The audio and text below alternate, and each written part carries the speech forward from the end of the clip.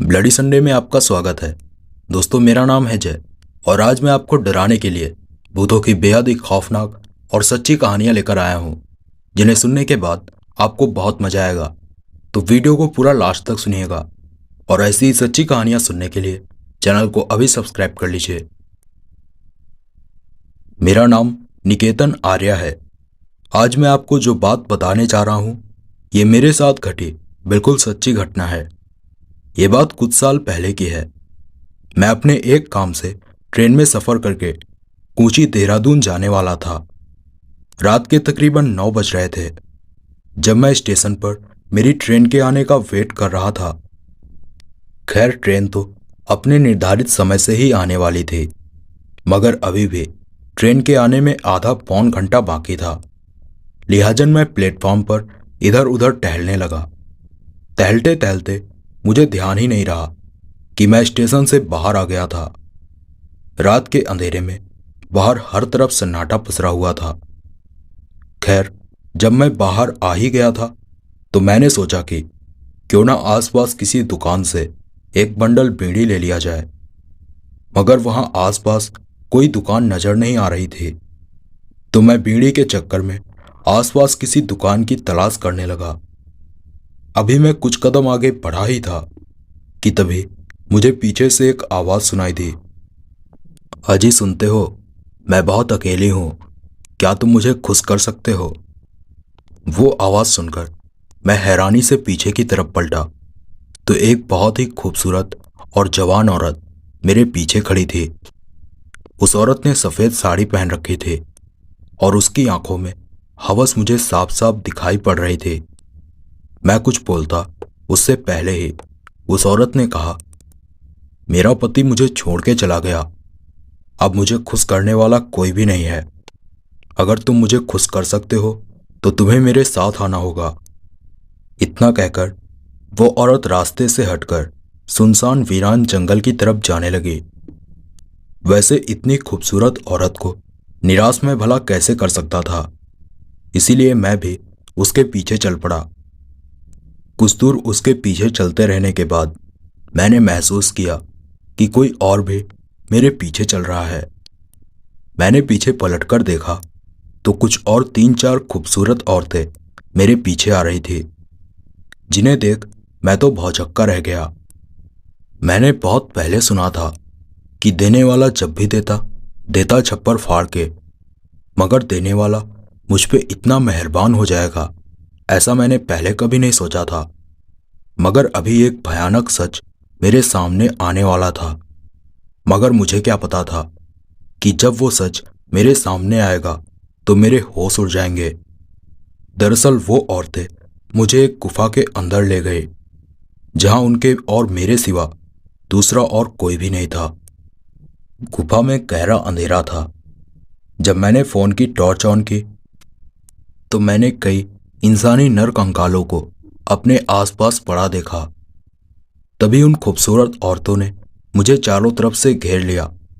अब मैं इतना तो समझ चुका था कि वो औरतें साधारण औरतें नहीं थी, लेकिन तभी फोन की टॉर्च में मेरी नज़र उन औरतों के पैरों पर पड़ी तो मेरी चीख निकल पड़ी, क्योंकि उन औरतों के पैर उल्टे थे। मैंने कहीं सुना था कि उल्टे पैर चुड़ैलों के होते हैं। तभी अचानक मेरा सर भारी होने लगा और आंखों के सामने सब धुंधला सा होने लगा, मगर मैं महसूस कर पा रहा था कि वो औरतें मेरे कपड़े उतार रही थी। इसके बाद मैं पूरी तरह से बेहोश हो गया। फिर जब मेरी आंखें खुली तो मेरे शरीर पर एक भी कपड़ा नहीं था और मेरे प्राइवेट पार्ट में बहुत दर्द हो रहा था। मेरा शरीर इतना कमजोर हो चुका था कि मैं उठने में भी खुद को असमर्थ महसूस कर रहा था।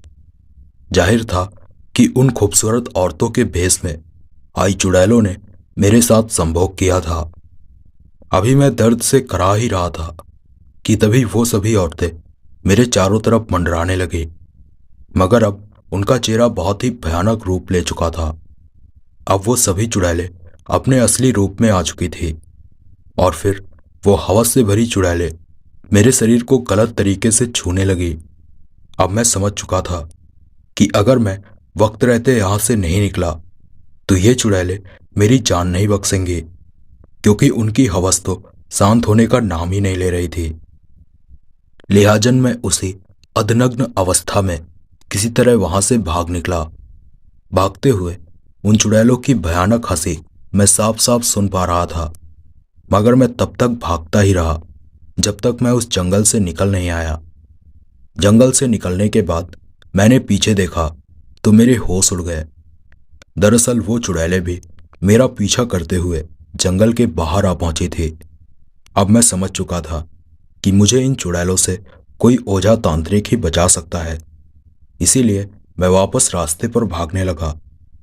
कुछ दूर आगे जाने के बाद ही मुझे एक ऑटो वाला मिला, जिसे मैंने अपना सारा हाल बताया।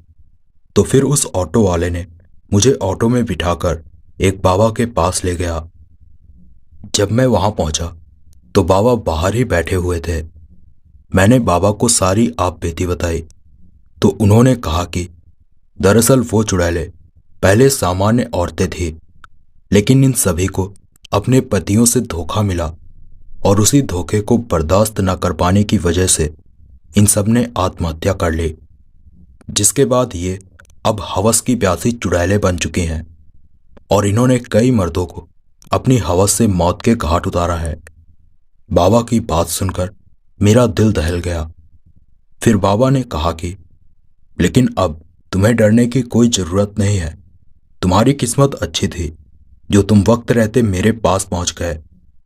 फिर इतना कहकर उन बाबा ने मेरे हाथ में एक रक्षा सूत्र बांधा और उसे अगले एक हफ्ते तक भूलकर भी न खोलने के लिए कहा। बाबा ने कहा कि एक सप्ताह बाद वो चुड़ैलें तुम्हारा पीछा छोड़ किसी नए मर्द की तलाश में लग जाएंगी। तब तक ये रक्षा सूत्र तुम्हारी उनसे रक्षा करेगा। मैंने बाबा को बहुत बहुत धन्यवाद कहा और फिर अगले एक हफ्ते तक मैं अपने घर पर ही रहा। फिर कभी मेरा सामना उन चुड़ैलों से तो नहीं हुआ, लेकिन आज भी मुझे उस रात के डरावने सपने आते हैं तो मैं सहम जाता हूं। मेरे साथ घटी यह घटना बिल्कुल सच्ची है। मेरा नाम चेतन सोलंकी है। आज मैं आपको मेरे साथ घटी सच्ची घटना बताने जा रहा हूं। ये बात तब की है जब मैं कई सालों के बाद गांव वापस लौटा था। दरअसल मेरे गांव में मेरे एक बहुत ही खास दोस्त की शादी थी, तो उसके बुलाने पर मैं शहर से गांव वापस आया था। रात के तकरीबन 2 बजे मैं स्टेशन पर उतरा। मेरा दोस्त मुझे लेने के लिए पहले से ही स्टेशन पर मौजूद था। स्टेशन से हमारा गांव करीब 5-6 किलोमीटर दूर था। मैं जल्दी से बाइक पर अपने दोस्त के पीछे बैठा और हम दोनों गांव के लिए निकल पड़े। उस वक्त रात के अंधेरे में रास्ता पूरी तरह से सुनसान हो रखा था। हम दोनों आगे बढ़ ही रहे थे कि तभी अचानक पता नहीं कहां से एक औरत रास्ते के बीचों बीच आकर खड़ी हो गई और हमें रुकने के लिए कहने लगी। खैर, जब उस औरत के पास मेरे दोस्त ने बाइक रोकी तो उस औरत ने कहा कि कहाँ जा रहे हो। उसकी बात सुनकर मेरे दोस्त ने कहा कि हम घर जा रहे हैं, लेकिन तुम कौन हो और इस तरह हमारा रास्ता क्यों रोक रही हो। तो इस पर उस औरत ने कहा कि मुझे भी अपने साथ ले चलो। उस औरत की बात सुनकर मेरे दोस्त ने हंसते हुए कहा कि क्यों, शादी करनी है क्या। तो इस पर उस औरत ने गुस्से से कहा नहीं, हवस मिटानी है। उस औरत की बातें बहुत ही अजीब थी। मैंने मेरे दोस्त से वहां से चलने के लिए कहा, लेकिन मेरा दोस्त बाइक से नीचे उतर गया, जिस पर मैंने बाइक को संभाला और मेरे दोस्त से पीछे बैठने के लिए कहा। लेकिन मेरे दोस्त ने कहा कि रुक जा भाई, लड़की खुद मजे देने को तैयार है और तू चलने को बोल रहा है। और इतना कहकर मेरा दोस्त उस औरत से बदतमीजी करने लगा, मगर तभी वो औरत अपने असली रूप में आ गई और तब उस चुड़ैल की भयानक शक्ल देखकर मेरा दिल खौफ से दहल गया। उस चुड़ैल का भयानक चेहरा देख मेरा दोस्त चीखते हुए रास्ते पर भागने लगा, मगर तभी उस चुड़ैल का हाथ रबड़ की तरह बढ़ने लगा और उसने एक झटके से मेरे दोस्त की गर्दन पकड़ ली। और फिर वो चुड़ैल मेरे दोस्त को रास्ते के किनारे ले गई, जहां उसने मेरे दोस्त को अपनी हवस का शिकार बनाया। और ये सब इतनी जल्दी हुआ कि मैं भी अपने दोस्त को बचा नहीं पाया। इन्फेक्शन फैलने से उसने वहीं दम तोड़ दिया और वो चुड़ैल भी धुआं बनकर गायब हो गए। ये भयानक मंजर देख मैं फौरन वहां से गांव की तरफ बाइक से भागा। और गांव पहुंचकर जब मैंने ये बात किसी को नहीं बताई, क्योंकि उस रात तो मैं अपने गांव में अपने घर चला गया था और डर के मारे किसी से बात करने की भी मेरी हिम्मत नहीं हो रही थी। लेकिन अगले दिन जब मेरे दोस्त की लाश बरामद हुई तो लोगों की बातें सुनकर मुझे सारा माजरा समझ आया। दरअसल गांव वाले आपस में बात कर रहे थे कि ये सब इसकी करनी का नतीजा है। अगर इसने उसे धोखा न दिया होता तो इसकी मौत नहीं होती। मैंने गांव वालों से सारी बात बताने को कहा तो उन लोगों ने बताया कि दरअसल ये एक लड़की से प्यार का दिखावा करता था और हर रात उसके साथ संबंध बनाता था। मगर जब शादी की बात आई तो ये उस लड़की को धोखा देकर किसी दूसरी लड़की से शादी करने जा रहा था, जिस पर उस लड़की ने इसे बहुत समझाने की कोशिश की। मगर जब ये नहीं माना तो उस बेचारी ने जहर खाकर अपनी जान ले ली। मगर मरते वक्त उसने चीख चीख कर कहा था कि वो वापस लौटेगी, और जिस हवस में उसने इसे आज तक धोखा देकर अपना शिकार बनाया है, वापस आकर वो इसकी सारी हवस मिटा देगी। गांव वालों की बात सुनकर मुझे मेरे दोस्त की मौत पर दुख होने की बजाय खुशी हुई, क्योंकि उसने उस लड़की के साथ बहुत गलत किया था और उसे उसी बात की माकूल सजा मिली थी। मेरे और मेरे दोस्त के साथ घटी ये घटना बिल्कुल सच्ची है। मेरा नाम जुनैद शेख है। मैं जिस घटना से आप सभी को रूबरू करवाने जा रहा हूं, बदकिस्मती से ये मेरे साथ घटा बिल्कुल सच्चा वाकया है। उस रात मैं अपने दोस्त फैजल के घर पार्टी पर गया हुआ था, मगर पार्टी के दौरान ही मेरी फैजल से लड़ाई हो गई और मैं गुस्से से पैर पटकता हुआ उसी वक्त यानी आधी रात ही उसके घर से अपने घर के लिए निकल पड़ा। उसके घर से मेरे घर की दूरी तकरीबन 10 किलोमीटर की थी। पार्टी पर मैंने खाना भी नहीं खाया था, लिहाजन मुझे बहुत ही जोरों की भूख लगी थी। खैर उस वक्त तो रास्ता बिल्कुल सुनसान था। दूर दूर तक खाने पीने की दुकान तो क्या, इंसान तलक भी दिखाई नहीं दे रहा था। मैं गुस्से से बाइक भगाता हुआ आगे बढ़े जा रहा था, लेकिन तभी जब मैं कुछ दूर आगे निकला तो मुझे रास्ते के किनारे एक हल्की रोशनी में जलता बल्ब दिखाई दिया। मैंने बाइक की रफ्तार धीमी करके जब उस तरफ नजर डाली तो मुझे एक छोटा सा ढाबा दिखाई दिया, जहां एक बूढ़ी औरत और उसकी जवान बेटी खाना बना रही थी। मैंने ढाबे के सामने अपनी बाइक रोकी और उस लड़की से खाना लगाने को कहा, जिस पर उस माँ बेटी ने मुझे बड़ी ही अजीब नज़रों से देखते हुए पास की बेंच पर बैठने को कहा। खैर भूख के मारे मैं हर बात को नज़रअंदाज करते हुए बेंच पर जाकर बैठ गया। कुछ देर बाद वो लड़की खाने की प्लेट लेकर आई और उसने खाना मेरे सामने रख दिया। मगर जब एक निवाला मैं अपने मुंह के पास ले गया तो खाने से आती अजीब सी गंध से मेरा गुस्सा सातवें आसमान पर चला गया। मैंने गुस्से से उस लड़की से कहा कि ये तुमने मुझे कौन से जानवर का मांस परोसा है जो कि बेहद ही बदबूदार है। तो इस पर उस लड़की ने मुझे घूरते हुए अजीब सी भारी आवाज में कहा कि क्या बात करते हो साहब, ये कोई जानवर का मांस थोड़ी है, ये तो तुम इंसानों का मांस है। चुपचाप इसे खा लो, क्योंकि इसके बाद हम तुम्हें खाएंगे। उस लड़की की बात सुनकर अब मेरा गुस्सा बर्दाश्त से बाहर हो गया था। मैं गुस्से से उसकी तरफ लपका कि तभी वो लड़की अपने असली रूप में आ गई। जो कि कोई इंसान नहीं बल्कि एक भयानक जिन्न थी।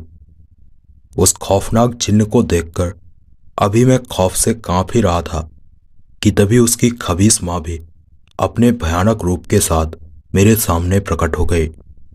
अब तो मेरी जान हलक में अटक चुकी थी, क्योंकि दो भयानक शक्तियां मेरे जान के पीछे पड़ी थी और वो दोनों माँ बेटी गुर्राते हुए मेरी तरफ बढ़ने लगी।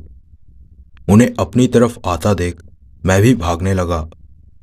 भागते भागते मैं वापस रास्ते पर पहुंच गया। तभी मुझे अपनी तरफ एक ट्रक आता दिखा।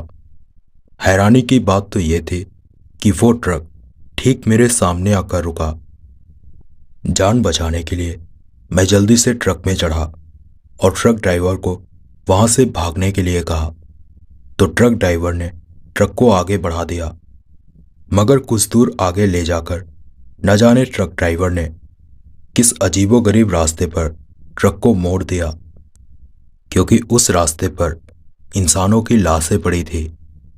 उस अजीबोगरीब रास्ते के बारे में मैं उस ट्रक ड्राइवर से कुछ पूछता कि तभी वो ट्रक ड्राइवर बोला, साहब मुझे भूख लगी है, ट्रक से नीचे उतरो। इतना कहकर वो ट्रक से नीचे उतर गया। मैं भी उसके पीछे ट्रक से नीचे उतरा और मैं हैरानी से उससे बोला कि यहां पर तुम्हें खाने के लिए क्या मिलेगा। मगर मेरी इस बात का उसने कोई जवाब नहीं दिया और फिर तभी वो उन इंसानी लाशों के पास जाकर खड़ा हो गया। अब तक मुझे इतना तो समझ आ चुका था कि वो ट्रक ड्राइवर भी कोई साधारण आदमी नहीं है, मगर फिर जो उसने किया वो देख के तो मेरे होश फाख्ता हो गए। दरअसल वो उन्हीं सड़ी गली लाशों का मांस नोच नोच कर खाने लगा। वो देख खौफ से मेरी चीख निकल पड़ी और तभी वो ट्रक ड्राइवर अपने असली रूप में आ गया और उस पिशाच का चेहरा गोल गोल घूमने लगा। और इसी बीच वो दोनों माँ बेटी भी वहां प्रकट हो गए और मेरे देखते ही देखते जमीन पर पड़ी वो सड़ी गली इंसानी लाशें भी उठ खड़ी हुई। वो देख के खौफ से मेरा दिल दहल उठा और मेरे हाथ पांव थरथराने लगे। मुझे इतना तो यकीन हो गया था कि आज मेरी मौत तय है, लेकिन मैं एक आखिरी मर्तबा जीने की उम्मीद लेकर भागने लगा। लेकिन भूतों की वो टोली भी मेरा पीछा करने लगी। भागते भागते मैं उस ढाबे तक पहुंच गया। अब मेरे हाथ पैर भी जवाब देने लगे थे, मगर मैं जल्दी से अपनी बाइक में बैठा और बाइक स्टार्ट करके खुदा को याद करके तेजी से वहां से निकला। और फिर तब तक नहीं रुका जब तक कि मैं उन खौफनाक छलावों के इलाके से बाहर नहीं निकल आया। दोस्तों, उस रात खुदा का करम ही था जो मेरी जान बच गई, वरना उन छलावों के हाथों मेरी मौत बड़ी ही भयानक होती और मेरी लाश भी किसी के हाथ नहीं लगती। आज भी जब मुझे उस घटना के बारे में कुछ भी याद आता है तो मेरी रूह कांप जाती है। मेरे साथ घटी ये घटना बिल्कुल सच्ची है। दोस्तों, मुझे उम्मीद है कि आपको ये कहानियाँ पसंद आई होंगी। ऐसी ही और बेहद ही मज़ेदार और डरावनी कहानियाँ सुनने के लिए इस चैनल को तो सब्सक्राइब कर ही लीजिए, क्योंकि यहाँ पर आपको हर रोज़ ऐसी खौफनाक और सच्ची कहानियाँ सुनने को मिलेंगी। लेकिन आप सभी के लिए मैंने एक और चैनल बनाया है जिस पर मैं कई अलग कैटेगरीज पे हॉरर स्टोरीज लेकर आऊँगा और 2 एपिसोड उस पर आ भी चुके हैं। उस चैनल पर मैं आपके लिए जैसे कि search and rescue horror stories, werewolf horror stories, wendigo horror stories और भी कई तरह के टॉपिक हैं जिस पर आप सभी को हॉरर स्टोरीज सुनना पसंद है, तो मैं उस सभी टॉपिक पर वहाँ पर स्टोरीज लेकर आऊँगा। तो उस चैनल का लिंक वीडियो के डिस्क्रिप्शन में मिल जाएगा, तो उस चैनल को सब्सक्राइब करना बिल्कुल मत भूलिएगा। मैं मिलूंगा आपसे कुछ और सच्ची डरावनी कहानियों के साथ। तब तक के लिए good bye and take care.